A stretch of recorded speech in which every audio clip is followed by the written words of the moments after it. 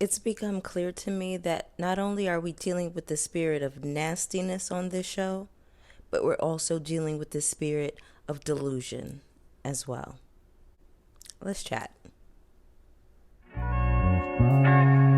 just let me know, but they show no fish. Didn't say you found it, but she's still gonna hold on. Didn't say you found it, but she doesn't want. What's up, everybody? It's your girl Bonnie Scotch. Thank you so much for clicking on my video today. I wanted to bring you a recap for RuPaul's Drag Race. This is season 16, episode 3. Now, before I get into this recap, I wanted to ask you all to please hit the like button for me. When you hit the like button, not only is it a free way to support my channel, but it also lets YouTube know that I'm here and that you all are rocking with my commentary. And then YouTube starts shooting my content out to viewers just like you, an audience who ordinarily would not get an opportunity to connect with my channel. So go ahead and hit that like button, and thank you in advance. Let's get into this episode. We have a lot to discuss. So the girls come together, Group A and Group B. Morphine and Jane are drag sisters. Apparently their drag mother has about 30 drag children. I would love to know who their drag mother is. When Tsunami walked in, I thought she looked really gorgeous. Plain Jane called Amanda a goblin in the confessional. Now, Amanda does not serve up my favorite looks. She really doesn't. I really do feel like she comes across as messy. But Plain Jane was doing a lot in this episode, as well as on Untucked, and we're going to go and discuss that later. Dawn says that Megami has a reputation of being the Eeyore of drag. I said, not Eeyore. Plasma started getting shady with Saphira, and I didn't like that. Now, I'm going to have to take you out of my top, Plasma, because what was this moment about? Also, I want to discuss my top and why I placed them like that in the last episode. I placed Hershii in the top because she had such a strong Meet the Queens that I felt really good about her in the beginning. I had strong feelings about her, Saphira, and Nymphia Wins. Those were like my top 3 after watching Meet the Queens. So I was still holding on to that hope for Hershii. So that's kind of why I voted that way. We learned that the immunity potion not only can be used to save someone else, but we also learned that it has an expiration date. All right, so we have a ball episode very early this season. The name of this ball is called The Mother of All Balls. We have 3 categories. We have Mother Goose. This is a look that's going to be inspired by a nursery rhyme. We have Significant Mother, which is a famous mother. And we also have Call Me Mother, which is using menswear to create a look. Ru is meeting with the girls and asking about their looks. We learned that Q learned how to sew from their grandmother, but unfortunately the grandmother doesn't talk to them anymore because they do drag. And I just really find that that is sad business when people's ignorance get in the way of the relationships that they have with their loved ones. It's really terrible. Ru tells a mandatory meeting that they look prettier without makeup. The queens rate each other after the runway in this particular challenge, and the judges are going to critique the tops and the bottoms based on how the girls vote. So Ru's messy ass leaves the Raider Queen results with the girls, and I actually wish that it showed who the girls voted for. If you're going to get messy, get all the way messy with it. Did y'all peep that Hershii said that Tyler Perry was the first drag queen that they ever looked up to? Don't laugh. You can't laugh. I said, girl, I know that's right. Because let Tyler Perry tell it, they're not doing drag. They're just paying homage to like some figure in their family. No, girl, it's drag. You're a drag queen. Medea is fully a drag queen. And that is the best Tyler Perry ever performs, is when they are dressed as a woman. Like, I feel like Tyler Perry comes to life when they're dressed as Medea. So It's okay that it's drag, Tyler. That's a conversation for another day. I'm not here to talk about Tyler Perry. I'm here to talk about RuPaul's Drag Race. Now we have the runway. This is probably one of my least favorite looks from RuPaul in a very long time. I hate to say it, but I thought it looked inexpensive. I'll say that. I thought Ru's look was inexpensive tonight. You know what I would love to see RuPaul do? Give us like a long 40-inch bust down, like straight hair. It could be platinum, it could be copper, it can be jet black, whatever. Just give us like a long bone straight kind of Cher look. I would love to see that. Isaac Mizrahi is a guest judge. I didn't know that Isaac is from Brooklyn. Okay, shout out to Isaac, fellow Brooklyn girl. Okay, and I'm really from Brooklyn, like born and raised. Not like these queens who are from Kansas City, Missouri, and then moved to Brooklyn for 6 months to a year, and all of a sudden they're from New York. I'm going to discuss my favorite looks from each segment. I'm not going to post every look because it's just really cumbersome for me. It already stressed me out gathering the looks for this particular episode because it was just so many queens. First up, for the nursery rhyme, my least favorite looks were Plasma, Geneva Carr, and a mandatory meeting. I thought that this look on Plasma just was weird. I didn't like how the puppet was coming out of her stomach. I wasn't a big fan of the walk. I wasn't a big fan of the overall look. It didn't do anything for me. I think the concept was great, but I don't like it when the queens like come out as like more than one person. Like I think Mistress came out as Destiny's Child last year, and she had Kelly and Michelle on her shoulders, and it gave me nightmares for a week. I didn't like it. I don't like when they come out with puppets and things like that. It's strange. As for Geneva Carr, this little Miss Muffet look, it did look cumbersome, like Carson. I think it was Carson or Isaac who said that. But this puffer jacket on the bottom, the floppy hat, it did nothing for her. I felt like she kind of got lost in this garment. My other least favorite was a mandatory meeting as Little Pussy. I just didn't get this. I thought that the makeup was a little better this week, but it's still not the level that I expect, even though it has improved. I feel like the contour is just entirely too dark. It's a lot. So for my favorite looks, I felt like Megami did really well.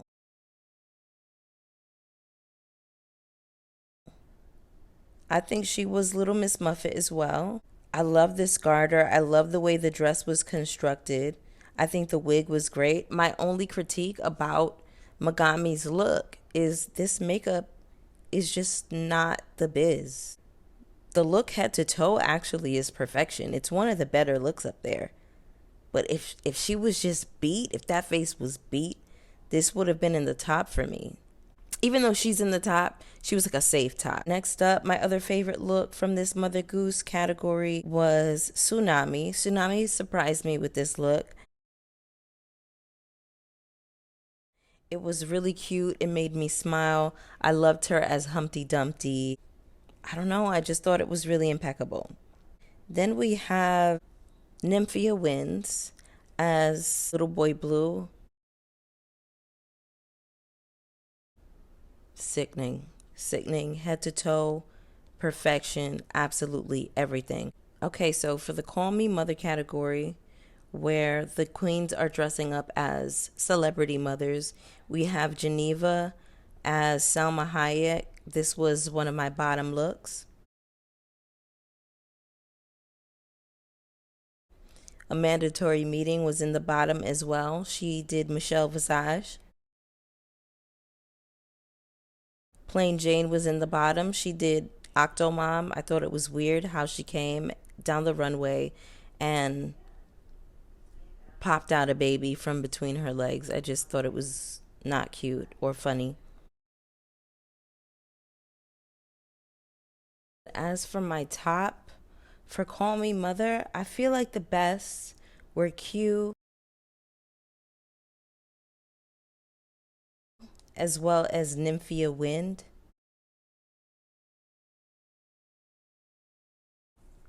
This just wasn't my favorite Runway. The Call Me Mother, the celebrity styled theme. I don't think any of them absolutely knocked it out the park. I feel like maybe Q had an edge on Nymphia. It was a little bit more put together.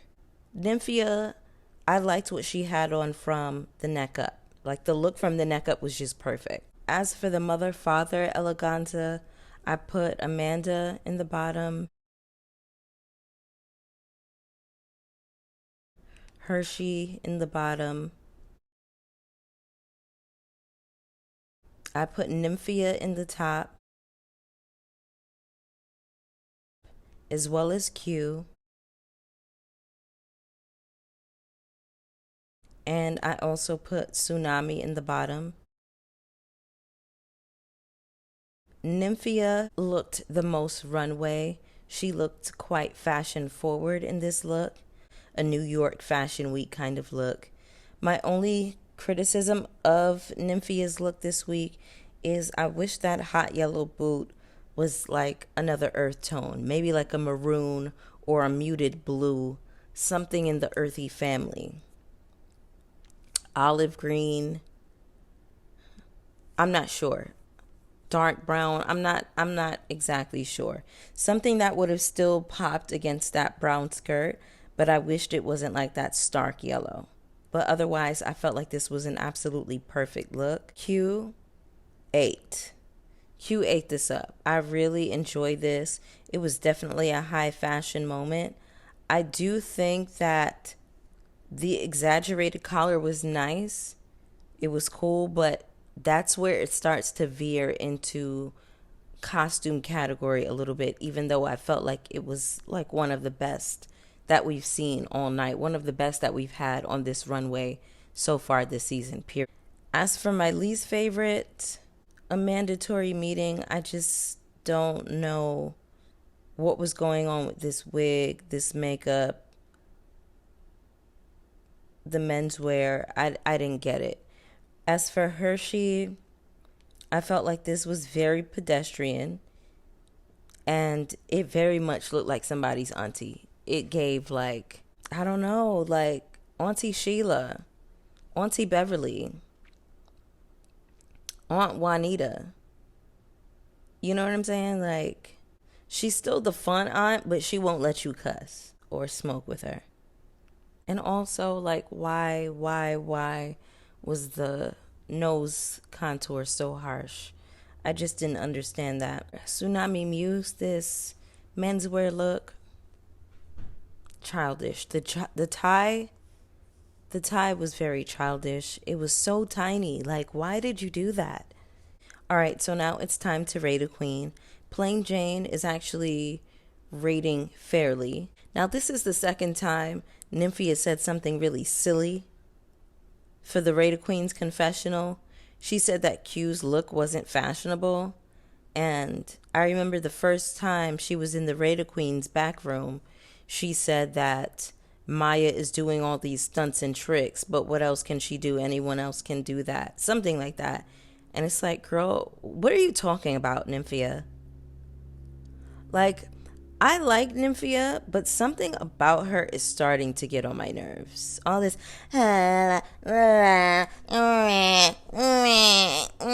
all of that is wearing me thin. Like, it's starting to get on my nerves. Like, you can talk regular. You don't always have to be like, and my leches, and like all of that is a lot for my spirit. Still a top queen in terms of performance and look, but girl. We have the results back from Rate a Queen. Nymphia, Q, and Saphira placed in the top. I personally would not have put Saphira in the top. She only had really one look that was super memorable to me, and that was the first one, the Peter Pumpkin Eater, and that one was safe for me, even though it looked great. It looked really pretty. The way the pumpkin was coming down the runway was a little bit unnerving, but yeah, I didn't put Saphira in my top. I only had Nymphia and Q in the top as far as runway goes. Like, I just felt like they consistently killed it and everybody else was safe. I feel like I would have taken Dawn's looks over Saphira. The bottom queens are Geneva, Hershii, and Maya. It should have been Amanda, Geneva, and Jane. You can tell Dawn is pissed, and Geneva is absolutely pissed. She's delusional because she absolutely deserved to be in the bottom. The spirit of delusion was heavy on Geneva's spirit this episode, and I'm like, girl, like, a healthy amount of delusion about yourself and how you feel about yourself is okay, but there has to be some self-awareness. Compared to the other girls, Geneva, it did not eat. And not even comparing to the other girls. If we strip down and take away the other girls, Little Miss Muffet, it did not look good to me. What was the other look she did? The Salma Hayek with the fishnet jumpsuit that she had on. It was stopping at a weird place, the pant leg, that is, and it was not the tea. And also the menswear look that she did, you know, the butt part was coming up in the back, and that wasn't even on purpose. So Geneva, like, I want you to accept that you didn't do your best tonight and just do better going forward. Like, she came in, you know what, we're going to get there. We will get there, child. We're going to talk about Untucked, child. So Nymphia is the winner. Well deserved. I will give her that. Nymphia definitely deserved to win tonight. Now we have Geneva and Hershii lip syncing against each other. We start the music and we get Hershii in the confessional saying, "Let me eat this girl up right quick. Geneva cannot outperform me."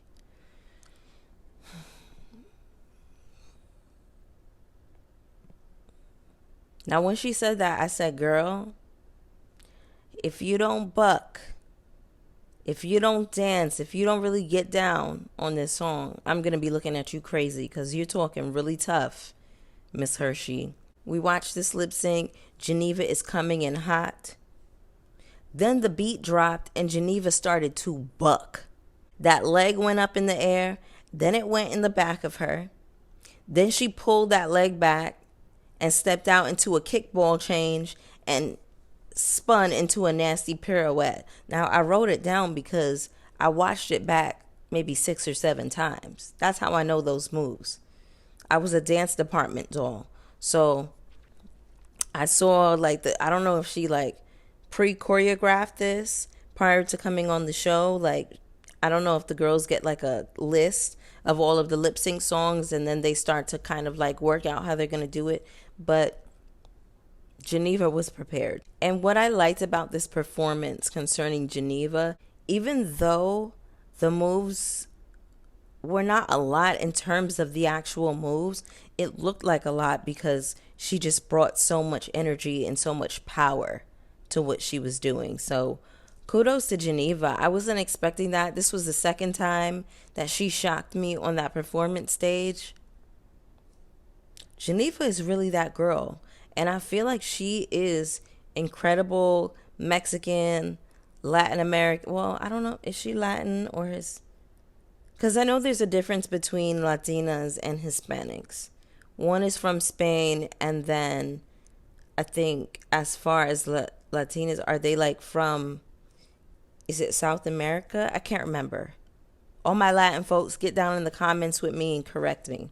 But she is great Mexican, big girl representation. Shout out to her. I mean, she ate that.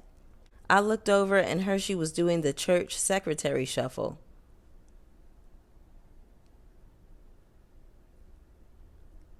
Girl. Now, Hershii, again, I was rooting for you solely based off of what you brought in Meet the Queens. And because your drag mother is cornbread, or is it your drag sister? I can't remember. I thought that what you were going to give was really fierce. I was really disappointed Hershii said, oh, I'm going to stay in character for this and I'm going to give Church Lady. Grave mistake. When you're getting ready to lip sync to a song, you need to morph yourself into the energy of that song. And the energy of this song was pop star and cunty. And you wanted to give Deaconess? Hershii, sister. No, ma'am. Absolutely not. Geneva did a spin and she jumped into a split. Miss Geneva, okay. And Hershii is just shaking her wig and walking around the stage, looking crazy. As Hershii is leaving the runway, she says, I wouldn't have changed anything. I'm not a seamstress. Now that was very annoying to me because we have been watching RuPaul's Drag Race for I don't even know how many years at this point. But you know that being a seamstress or knowing how to put a garment together that fits your body is one of those skills that you absolutely need. Like, I'm not into that. I'm not into coming onto the show unprepared and being like, oh, I wouldn't have changed a thing. You should have changed a thing. You should have taken some sewing classes or asked one of your good Judies like, hey, can you come over? I'll cook. I'll make you a couple of cocktails and show me how you get down on this sewing machine. Give me some very basic tips and tricks and things so that I can know how to put a garment on my body when I go out there. RuPaul's Drag Race pulled their inspiration from America's Next Top Model as well as Project Runway. Where have y'all been? I just don't get this mentality, and it really pissed me off hearing Hershii say that because it didn't have to be this way. This sounded really tired and late, and you looked late. You were late this entire episode. So I really feel like Hershii, you should change your attitude. Preparation would have helped you, and it's okay to admit that. Then, your very first episode on this show, on the premiere, you wanted to walk into the walkroom talking about, I was not prepared for this. Girl, self-fulfilling prophecy much? It was a full circle moment because you went home 2 episodes later. That's crazy. And the thing is that you have to be confident in who you are and what you bring. Even if you don't fully believe it, you have to act as though you believe it. Because it's like you're kind of like tricking the system. You're like tricking the hard wiring. You have to talk to yourself as if you are your own homegirl and convince yourself that you are the baddest in the room, even if you don't truly feel that way. You have to talk to yourself as though you are your best friend, as if one of your friends is talking to you. So that's something I've had to do, kind of disassociate and become my own homegirl and be like, girl, what are you talking about? You're the baddest. You're the greatest. You're so many things. You're a multi-talented artist. You're this, you're that, running down my creative resume to myself in moments of doubt. Till I got to the point where I knew that when I was being invited into certain places, I wasn't nervous anymore because I didn't feel like I deserved to be there. It was nerves because I cared and because I wanted to put my best foot forward. Not because I didn't feel like I didn't deserve to be there.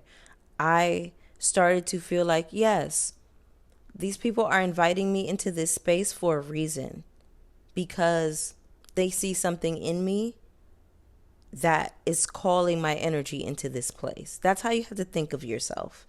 You're there because RuPaul handpicked you out of thousands. The defeatist attitude is just not one that you want to carry out with you in public. Let's get into Untucked really quick. Dawn relays to Plasma my exact sentiments about that Tweedledee and Tweedledum look. We both hated it, okay? And 3 other girls in the room hated it as well. But Dawn complimented her and her concept. And then we have Plain Jane going out of her way to switch couches and tell Amanda that she doesn't love her look and that she hopes that she has time to make up for it so that she can start feeling her looks. And it's like, what is wrong with you? Something is really wrong with this girl. Like, you get off on being mean. And I like how the girls kind of jumped in and took up for Amanda. Dawn stepped in to say, Amanda, I love getting to know you. You have a bright spirit and you're a sweetheart. And Morphine jumped in to say, hey, this is my sis. Like, don't do her. It was just nice seeing that bit of camaraderie. And I just wonder, like, is the fandom going to attack Plain Jane in the same ways that they attacked Deluxe Noir London and Mistress Isabel Brooks, who, by the way, I didn't feel as though Lux or Mistress were villains on their season. I just felt as though Lux was extremely confident, and I knew that that would grate the gears of the people who are racist. And I also knew that Mistress played a little bit too much, and she played with a white queen. And I knew that the fandom wouldn't like that. You can't come after anybody white on, RuPaul's Drag Race, or the fandom will get you, right? So I'm just wondering, like, is Plain Jane gonna be canceled in the same way Mistress Isabel Brooks was canceled? I'm really curious about that.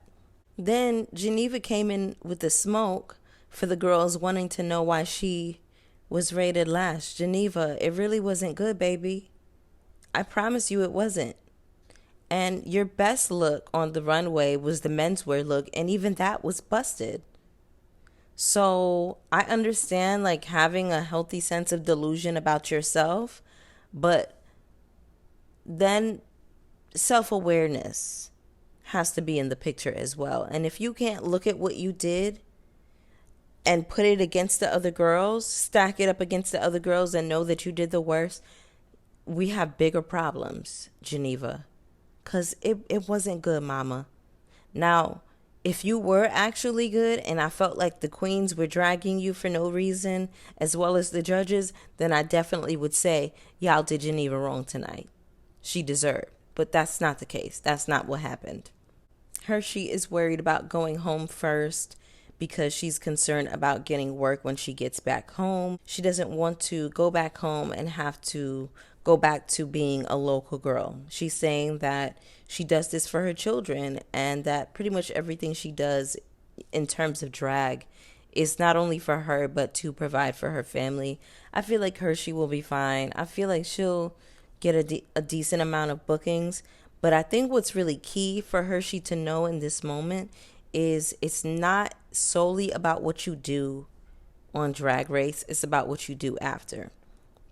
A lot of these queens have gone on to have YouTube shows and do really well, in their hometowns or in LA or whatever scene they're on. You just have to really show up and be present. I feel like start a YouTube channel. I'm sure you will be able to get monetized really quickly. Do makeup, do interviews. Maddie Morphosis was not my favorite queen on her season. What was that? Was that 15? Was that 15, 14? I can't remember. But Maddie Morphosis was not my favorite. And she has a YouTube show where she's doing really well. She's interviewing other queens. And I've watched one of the interviews. And I think she's actually a really good interviewer. I think Maddie also crochets. She's an amazing crochet artist. I crochet as well. So, allow your layers to unfold and allow people to be surprised about you. Show more of your talents and more of your personality, right? Because we know that you have it.